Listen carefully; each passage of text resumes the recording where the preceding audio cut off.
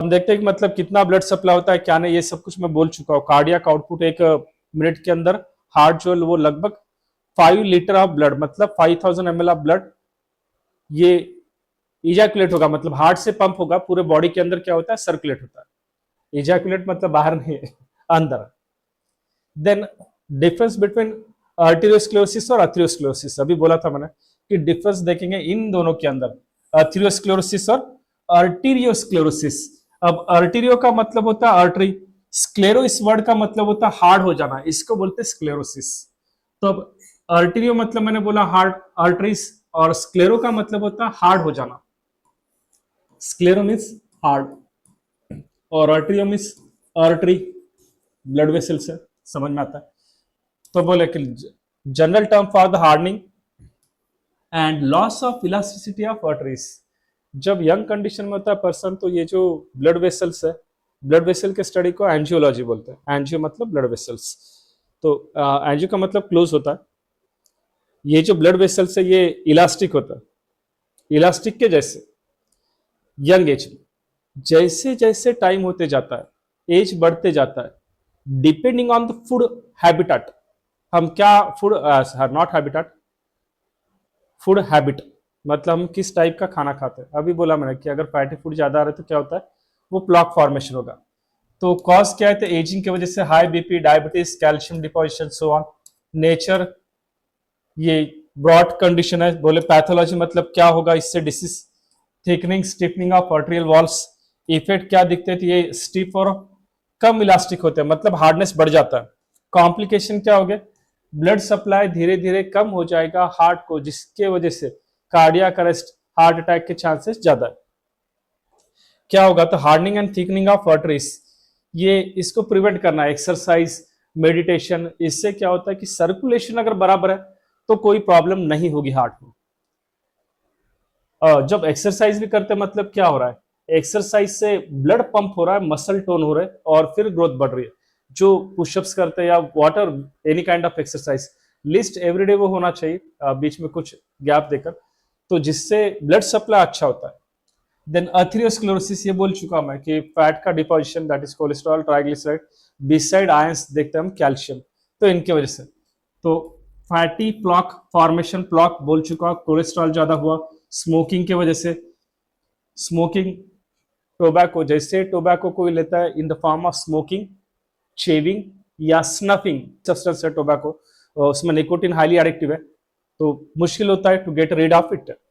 Then hypertension, increase blood pressure बोल चुका हो, मोर देन 120/80 मतलब 150/90 100 से ज्यादा। नॉर्मल ब्लड प्रेशर 120/80 ये बोल चुका हूं। ऑब्सिटी, वजन ज्यादा बढ़ना, डायबिटीज पता है, सब टाइप्स ऑफ आर्टेरियोस्क्लेरोसिस बोले वाला है, ये सब सब्सटेंस डिपॉजिट होने की वजह से हो रहा है। क्या होगा, आर्टरी का साइज, ये जो मतलब जो ल्यूमेन था इन ब्लड वेसल के अंदर, उनका साइज कम हो जाएगा, क्योंकि ये कोलेस्ट्रॉल और फैटी एसिड के डिपोजिशन की वजह से। तो जो ब्लड जा रहा था अब साइज कम हो गई, तो ब्लड का सप्लाई कम होगा हार्ट को और रिस्पेक्टिव डिसीज होगा। तो हार्ट अटैक, स्ट्रोक, उसके बाद peripheral artery disease, so on होता है। तो फैटी प्लॉक को प्रिवेंट करना जरूरी है, नहीं तो ये दोनों भी हार्मफुल है।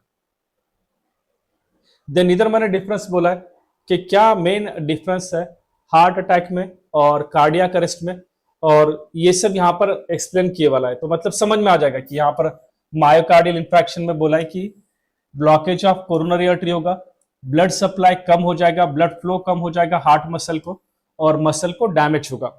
और कार्डियक अरेस्ट में क्या बोले, इलेक्ट्रिकल डिस्टर्बेंस है। इलेक्ट्रिकल मतलब बोला मैंने कि हार्ट अटैक बोले चेस्ट पेन, ब्रीथलेसनेस सिम्टम देख चुके, हार्ट फेलियर में फैटिक, swelling of leg, so on, ये सब हो जाता है। ब्लड सप्लाई लेस होगा, कम हुआ, स्वेलिंग दिखना स्टार्ट होता है। सिम्टम बोले मेडिसिन, यहाँ पर मेडिसिन क्या ले सकते हैं, aspirin, nitrate, clot buster, angioplasty बोले, cardiac failure, long term management, lifestyle changes. Lifestyle changes, lifestyle hectic होना अलग बात है और उसके अंदर स्ट्रेस होना अलग बात है। तो अगर स्ट्रेसफुल लाइफ होगी, स्ट्रेस ज्यादा है, तो वो अफेक्ट करता है कार्डियक। इन तीनों में अगर डिफरेंस देखें कि हार्ट अटैक, कार्डियक अरेस्ट और कार्डियक फेलियर में क्या होता है, तो हार्ट अटैक प्लम्बिंग प्रॉब्लम है, यानी कि जो ब्लड वेसल थे तो उस ब्लड वेसल के अंदर से क्या होता है कि जो कोरोनरी आर्टरी इस हार्ट को ब्लड सप्लाई कर रही है, तो उसके अंदर क्या होता है, एक तो प्लॉक फॉर्मेशन होगा या क्लॉट फॉर्मेशन होगा। प्लॉक फॉर्मेशन किससे होता है, कोलेस्ट्रॉल ट्राइग्लिसराइड जो फैटी सब्सटेंस है, अथेरियोस्क्लेरोसिस बोलेंगे उसको। तो प्लॉक फॉर्मेशन हो गया, तो इसका जो ल्यूमेन मतलब नॉर्मली ये जो ऐसा ल्यूमेन मतलब ये होल जिसमें से ब्लड नॉर्मली सप्लाई हो रहा था हार्ट को, इसको, तो अब समझो यहां से ब्लड सप्लाई हो रहा है तो नॉर्मल है, बट अगर इसमें ये क्लॉट डिपॉजिट होता जाएगा, डिपॉजिट होते गएगा, तो इस ल्यूमेन की साइज, इसकी साइज क्या हो गई, रेडिस हो गई, कम हो गई। अब ब्लड प्रॉपरली सप्लाई नहीं होगा किसको, हार्ट को, और उस कंडीशन में होगा heart attack. What did I said, coronary artery is the artery which supply the blood to the heart. So due to the plaque formation or the clot formation, clot thrombus, because of the deposition of substance and another habitat like alcoholism, smoking, so on, so that will lead to the interruption in the blood supply by the coronary artery to the heart. So in that condition the heart attack may occur, probability is more. The number 2 is cardiac arrest. It is electrical problem. Electrical problem मतलब ये जो हमारा heart है इसमें contraction relaxation, systole diastole, ये होने के लिए 0.8 सेकंड लग रहा है, जिसमें मैंने बोला था कि 0.1 सेकंड आर्टेरियल कॉन्ट्रैक्शन के लिए लग रहा है, 0.3 सेकंड वेंट्रिकुलर कॉन्ट्रैक्शन के लिए लग रहा है, और 0.4 सेकंड जॉइंट डायस्टोल के लिए लग रहा है। मतलब ये जो ऊपर की आर्टरिया कॉन्ट्रैक्ट होने के लिए 0.1 सेकंड, नीचे के वेंट्रिकल कॉन्ट्रैक्ट होने के लिए 0.3 सेकंड, और इन सबको रिलैक्स होने के लिए 0.4 सेकंड। मतलब 0.8 सेकंड में कार्डियक साइकिल कंप्लीट होती है, और बीटिंग जो रहता है हार्ट के अंदर वो 72 बीट्स पर मिनट होता है।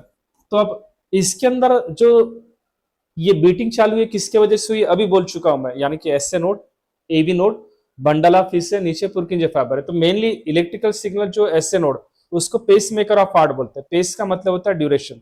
तो वहां से सिग्नल स्टार्ट हो जाएगा एसए से, फिर जाएगा एबी को मतलब अट्रियोवेंट्रिकुलर नोड, एसए नोड मतलब साइनोआर्टेरियल नोड, वहां से एबी को, एसए नोड से जाता है एबी नोड को, एबी नोड से जाता है पुरकिंजे फाइबर को, वहां से जाएगा ये बंडल ऑफ फिश, उसके बाद पुरकिंजे फाइबर को, और वहां से क्या होगा, हार्ट के अंदर कॉन्ट्रैक्शन रिलैक्सेशन चालू होगा। तो ये याद रखने का। Then heart failure, pumping problem, यानी कि ब्लड प्रॉपरली पंप नहीं हो रहा है, कुछ कंजेशन आ रहा है, उस कंडीशन में हार्ट फेलियर होता है। Next is tachycardia and bradycardia. Tachy means fast, brady means slow. देखिए नॉर्मली जब हम यहाँ पर हाथ लगा के डॉक्टर चेक करते हैं, मतलब अगर 3 फिंगर्स है तो इसका मतलब होता है वाता पित्ता कफा। वात मतलब क्या होता है, बॉडी के अंदर के गैसेस, पित्ता मतलब बाइल जो लीवर से प्रोड्यूस होता है, और बाइल इमल्सिफिकेशन ऑफ फैट करता है, फैट का डाइजेशन, और कफा मतलब कफ, म्यूकस जो तैयार होता है, तो वो हमारे एक इम्यून सिस्टम का ही पार्ट है जिसको माल्ट बोलते हैं, म्यूकोसा एसोसिएटेड लिम्फोइड टिश्यू, जो लगभग 50% से ज्यादा एरिया भी कवर कर सकता है। और जैसे हम घर पे झाड़ू मारने के बाद फर्शी पोंछते हैं, यानी कि वहां से माइक्रोब को क्लीन करने के लिए, वैसे हमारे अंदर क्या होता है कि डस्ट, पोलन या जो पैथोजन उनको निकालने के लिए म्यूकस प्रोड्यूस होगा, वो उनको बाहर निकालेगा। तो अब टैकीकार्डिया और ब्रैडीकार्डिया में क्या हो रहा है, अब बोला मैंने कि नॉर्मली हमारे अंदर बीट जो प्रोड्यूस होते हैं वो 72 बीट्स पर मिनट होता है, जो चेक कर सकता है 1 मिनट के अंदर 72 बीट्स। अगर ये बीट्स इससे ज्यादा हो रहे तो वो कंडीशन को बोलते हैं टैकीकार्डिया, मोर देन 100 बीट्स, और उससे अगर कम हो रहे 60 से कम, तो उसको हम बोलते हैं ब्रैडीकार्डिया। ब्रैडी मतलब स्लो, टैकी मतलब फास्ट। तो ये बोले डेफिनेशन कि यहाँ पर हार्ट रेट हो जाएगा ज्यादा, इधर हो जाएगा कम, मतलब 60 बीट से पर मिनट से लेस। यहाँ पर सिम्टम क्या दिखेंगे टैकीकार्डिया में, क्यों हो रहा है ये, तो स्ट्रेस, क्या रीजन है, किसके वजह से हार्ट बीट बढ़ता है, तो ज्यादा टेंशन, फीवर, एनीमिया, जब ब्लड कम होता है। यहाँ पर हमारे यहाँ पे ये कैपिलरीज दिख रहे हैं, तो ये कम दिख रहा है ब्लड सप्लाई, तो यहाँ पे व्हाइट दिखता है। देन हाइपरथायरॉयडिज्म, हाइपर मतलब ज्यादा, थायरॉयडिज्म मतलब हमारे जो थायरॉयड ग्लैंड बोलते हैं, एंडोक्राइन ग्लैंड में सबसे बड़ा ग्लैंड ये होता है जहां से टीएसएच जो है वो वर्क करेगा।